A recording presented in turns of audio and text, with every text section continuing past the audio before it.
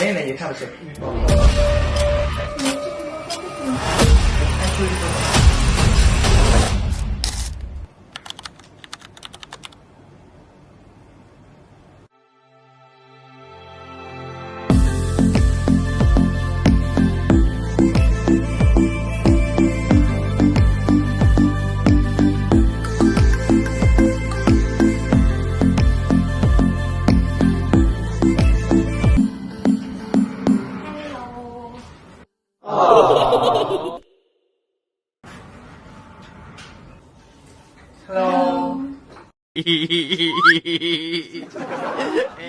A few moments later.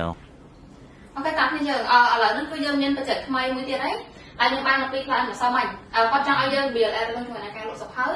Hai con ngoài nâng dụ ai bây giờ ban sẽ cái hai ai hai bờ khang bên mình sụp ý lọc ý này nó bây giờ là spawn hàng nặng.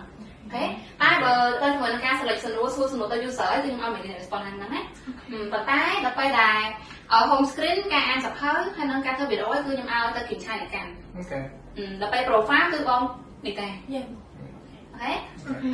Chắc để tay mang vì này. Là ta nó quay đại dân phương và chặt kết hát cứ khai là phải làm hàng. Ok. Nhưng mong cho tổ chức bảo dưỡng cái đàn ngày này. Mình thể bảo dưỡng cho tôi tới khang phản con vậy khang tục về bây giờ phải làm bài thơ. bây giờ bạn chắc clear cái tham bây giờ bạn đá nhưng ai tôi to nổi cũng như cái tha dạ bên bây giờ bạn cứ ai vì ai clay big Ok, trong là nó nên tự nhiên sạch hết dần. Đấy, tôi sẽ mà mới chạm dương để ta khỏi tiền. dạ Ok, ta.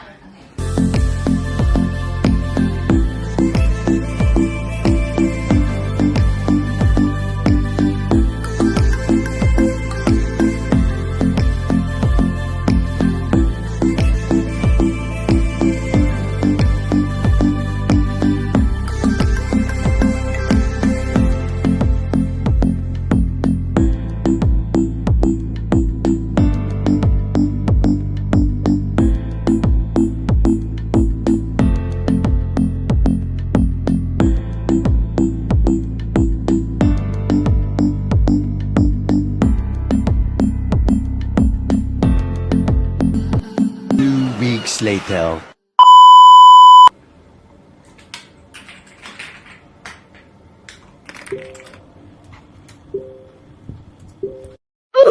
Nope. Tại bạn nó trong sport ăn chẳng, hay chất đo deadline này nè, nhưng mà hay ai phải ăn nữa. A few moments later.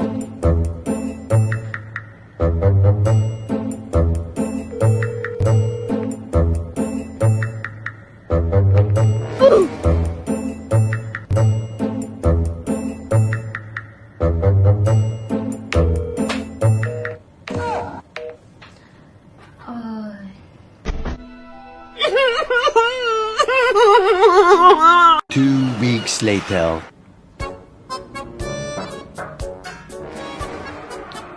hello Hello boss. mấy anh này chạy đo này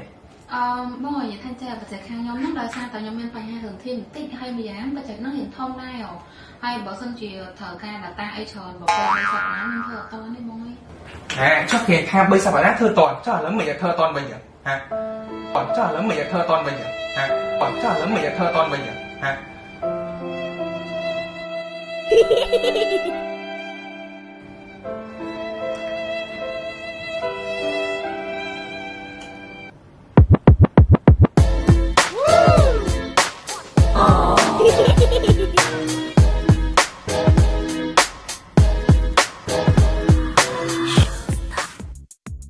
ដោយផ្អែកទៅលើការសិក្សាស្រាវជ្រាវយើងសង្កេតឃើញថាមានមនុស្សជាច្រើនប្រឈមជាមួយនឹងជំងឺបាក់ទឹកចិត្តឬក៏ mental health breakdown ទើបក្រុមរបស់នាងខ្ញុំសម្រាប់ចិត្តបង្កើត app មួយដែលមានឈ្មោះថា Smile App ដែលវាមានតួនាទីយ៉ាងសំខាន់នៅក្នុងការលើកទឹកចិត្តនិង support ទៅដល់អ្នកដែលមានជំងឺបាក់ទឹកចិត្ត សូមស្វាគមន៍មកកាន់កម្មវិធី Smile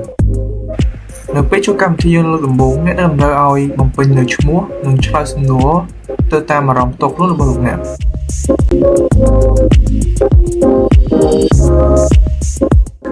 បន្ទាប់ពីធ្វើការឆ្លើយសំណួរចប់អ្នកនឹងឃើញ stress ប្រចាំថ្ងៃរបស់លោកអ្នកនៅផ្ទាំងបន្ទាប់អ្នកនឹងឃើញប៊ូតុងចំនួន3 ប៊ូតុង sign in គឺសម្រាប់ចូលទៅកាន់គណនីដែលមានស្រាប់ ប៊ូតុង Register គឺសម្រាប់បង្កើតគណនីថ្មីនិងប៊ូតុង Stay as a Guest គឺអនុញ្ញាតឲ្យអ្នកចូលប្រើប្រាស់កម្មវិធីរបស់ពួកយើងដែលមិនចាំបាច់មានគណនីចុចយកពាក្យ Stay as a Guest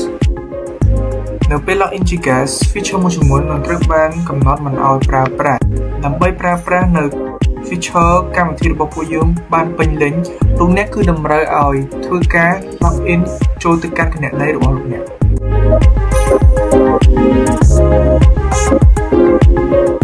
នៅក្នុងការបង្កើតគណនីថ្មីលោកអ្នកគឺនឹងតម្រូវឲ្យបំពេញឈ្មោះ email និង password រួចធ្វើការចុចនៅប៊ូតុងបង្កើតគណនីស្វាគមន៍មកកាន់ទាំងដំបូងនៃកម្មវិធី Smart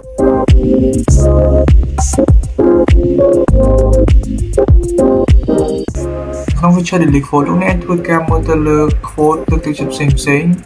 like និង share បានផងដែរ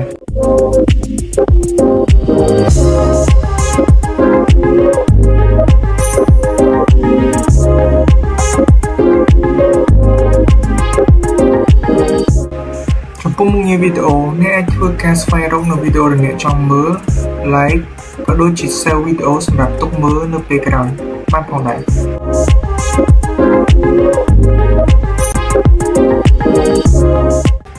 នៅក្នុងមុខ motivation លោកអ្នកអាចធ្វើការស្វែងរកសៀវភៅផ្សេងៗដែលលោកអ្នកចង់អាន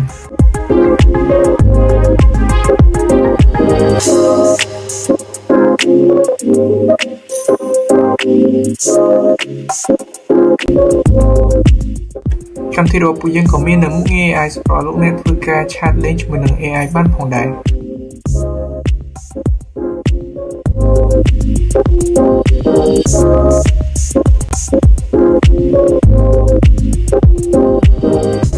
នៅក្នុងមុខងារ Deep Sleep លោកអ្នកធ្វើការជ្រើសរើសនៅសំឡេងដែលអាចធ្វើការសម្រួលនៅអារម្មណ៍តាមតឹងរបស់លោកអ្នក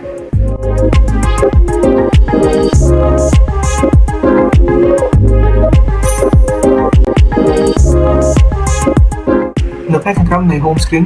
ជ្រើសរើសយកប៊ូតុង Code ដែលលោកអ្នកធ្វើការបង្កើតនៅ task ប្រចាំថ្ងៃដែលគ្រាន់តែចុចទៅលើប៊ូតុង Add New Task រួចធ្វើការបំពេញនៅ task ដែលអ្នកចង់ធ្វើរួចបន្ទាប់មកចុចនៅពាក្យ Add ជាការស្រេច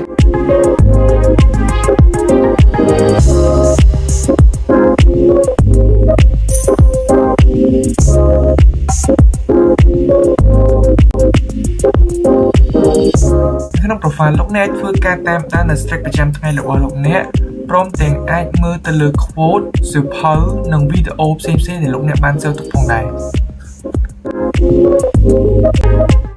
លោកអ្នកក៏អាចធ្វើការ edit ទៅលើ profile របស់អ្នកនៅព័ត៌មានតខ្លួនផ្សេងៗនិងធ្វើការបដូរនៅរូបភាព profile របស់អ្នកបានផងដែរប្រសិនបើលោកអ្នកភ្លេចជាមួយនឹង password account របស់អ្នកលោកអ្នកអាចគ្រាន់តែចុចទៅលើពាក្យថា forget password រួចធ្វើការបំពេញនៅ email របស់លោកអ្នកបន្ទាប់ពីបំពេញចប់លោកអ្នកគ្រាន់តែចុចទៅលើប៊ូតុង request resend code នោះអ្នកនឹងទទួលបាននៅ verification code ដែលអ្នកអាចយកទៅបំពេញក្នុងការផ្លាស់ប្ដូរ password តមកលោកអ្នកគ្រាន់តែបំពេញនៅ password ថ្មីដែលលោកអ្នកចង់ផ្លាស់ប្ដូរជាការស្រេច